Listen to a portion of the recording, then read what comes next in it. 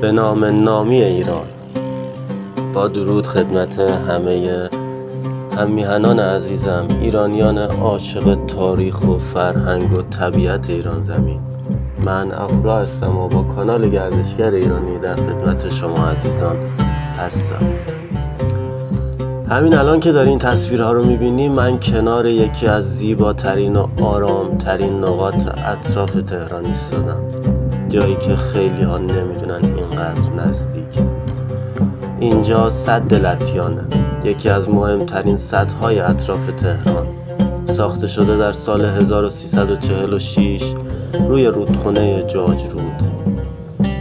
این سد آب شرب تهران رو تأمین میکنه، جلوی سیلاب رو میگیره و حتی برق هم تولید میکنه.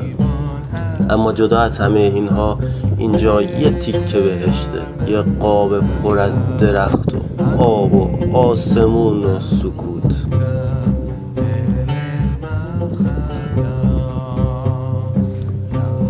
صبح‌ها یا غروب‌ها انعکاس خورشید روی آب انگار دریاچه رو طلاکاری میکنه.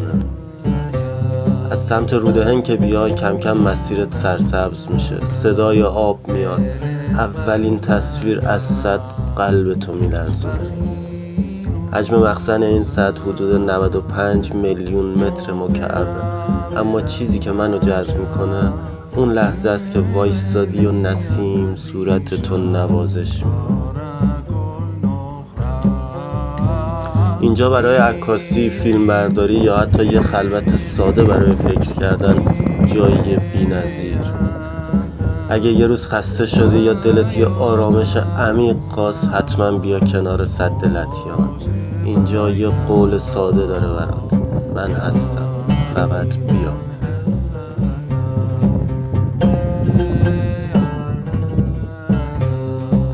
اگه از این سفر کوتاه و دلانگیز به دل طبیعت لذت بردی، خوشحال میشم با زدن دکمه سابسکرایب همراه همیشگی ما باشی.